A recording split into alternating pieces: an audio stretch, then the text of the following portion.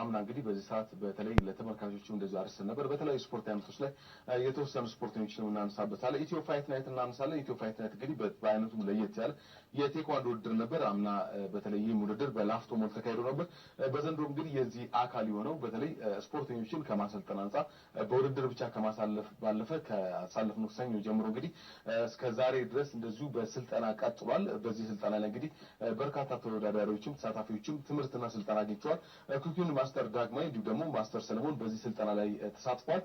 ይህ ውድድር እንግዲህ ስልጠና በውድድር ይዘጋል። ነገ በተለይም ደግሞ ቅዳሜ ምሽት ላይ ነው የሚዘጋው። በላፍቶ ሞል ይዘጋል። በዚህ ውድድር ላይ ተሳታፊዎችም እንደዚህ ሽልማት የሚያገኙበት ከዛ ባለፈው ደግሞ ኤክስፒሪየንሳቸውንም ከሌሎች ተወዳዳሪዎች ጋር ሼር የሚያደርጉበት እዚህ ስቱዲዮም ከዚህ በፊት አምጥተው በኩኪን ማስተር ዳግማይን እናስታውሰዋለን። በተለይ በኢትዮ ፋይት ናይት እንደዚህ ትላልቅ ዓለም ላይ ትላልቅ ውድድሮችን እንመለከታለን።